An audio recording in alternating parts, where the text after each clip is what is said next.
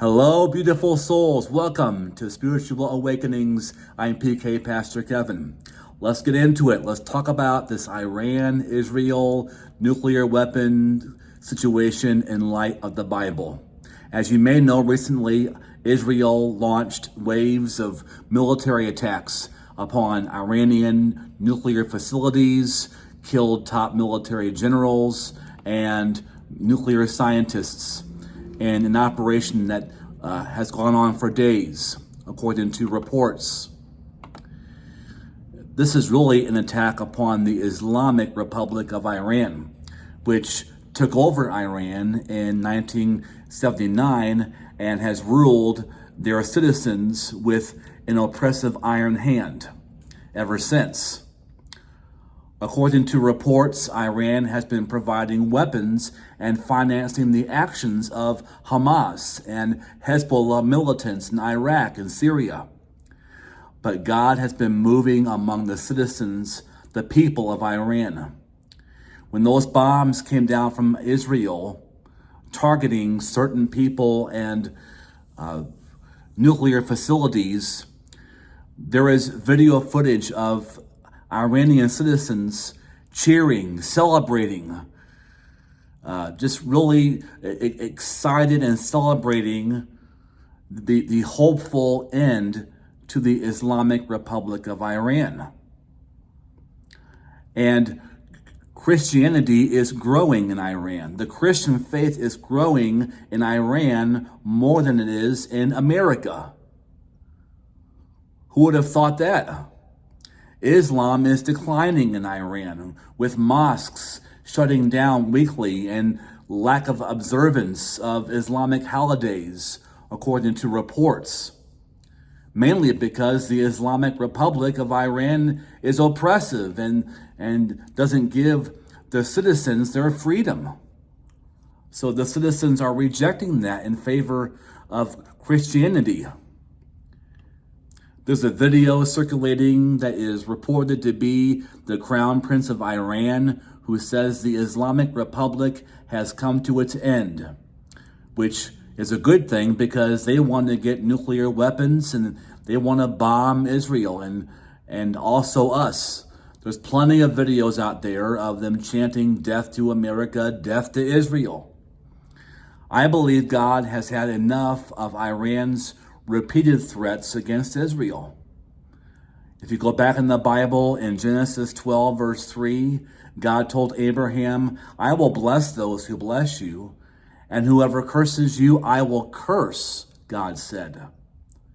"And all peoples on earth will be blessed through you." And that is a prophecy, and that prophecy was fulfilled. All peoples on earth are blessed through Abraham, because through Abraham, Isaac, and Jacob, there is the nation of Israel. And through Israel, we have Jesus, the Messiah, the Lord, the Savior of the world. And there are people in all corners of the earth throughout the past 2,000 years. There are peoples and nations that have come to know salvation through Jesus, Yeshua. So that part of Genesis 12:3 has already been fulfilled. The first part of that verse is being fulfilled. It is fulfilled every time a nation either blesses Israel or curses Israel. America has always been on the side of Israel, not on the side of acts of terror, but on the side of Israel as a nation. And America has been blessed ever since 1776. But those nations that curse Israel, they are cursed by God. Genesis 22:17, God said, "I will surely bless you, Abraham, and make your descendants as numerous as the stars in the sky and as the sand on the seashore." And did that happen? Yes, that happened. Even though Israel has been a relatively small nation compared to the national superpowers throughout history. Israel has been a smaller nation compared to Egypt, Babylon, Assyria, and the Roman Empire. And of course, modern day Iraq, Iran, and Russia. And despite being so small, that fulfillment has happened. Israel has been, is, and will always be with descendants as numerous as the stars, with descendants as numerous as the sand on the seashore. That was fulfilled. Then God said to Abraham, your descendants, that's Israel, will take possession of the cities of their enemies. Now, that has happened over and over again. That was fulfilled initially at the conquest of the land of Canaan, the so-called promised land. But right now, today, Israel is currently going on the offense against the cities of their enemies. So, in a way, the second part of that verse, Genesis 22:17, is being fulfilled right now. God will not allow nations to continue to simply threaten Israel and attack Israel. Psalm 47, verse 8 reminds us that God rules over the nations. He lets people, including kings and world leaders, make their decisions, but God has the ultimate say, the final say. He is ultimately in control. Revelation 1, verse 5 refers to Jesus Christ as the faithful witness, the firstborn of the dead, and the ruler of the kings on earth. Daniel 2:21 says that God removes kings and sets up other kings. And that has been proven to be true over and over again. It says he gives wisdom to the wise and knowledge to the scholars. Wisdom, knowledge, to think and plan. In that video, the Crown Prince of Iran has said that there is a plan to establish a democratic form of government in Iran, of all places, within 100 days of the collapse of the Islamic Republic. Imagine a democratic form of government in Iran, of all places, and not put there by us, the U.S. Who would have thought that? God knew. God knew. Job 12:23 in the Message Bible. God makes nations rise and then fall. Now, are we going into World War III this summer? Are we going to have a nuclear World War III anytime soon? I would say probably not. Reports are that Iran has the capability to make nuclear weapons, but have not yet.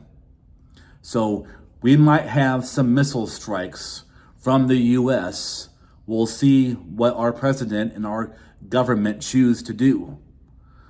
But I don't think our American leaders want World War III, which is not necessary if the Islamic Republic has already or is collapsing in Iran. Don't worry about it. Jesus told us in Matthew 24, verses 7 and 8, for nation will rise against nation, and kingdom against kingdom. And there shall be famines and pestilences, that's sicknesses, diseases, pandemics, and earthquakes in diverse places.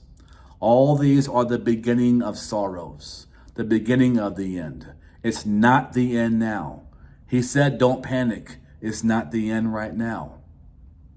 So I really don't think we have to worry about World War III right now.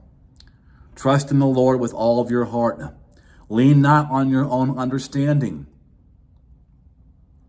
In all your ways acknowledge God, and he will make your path straight. Daniel 2:21 also reminds us that God controls the course of world events. He does.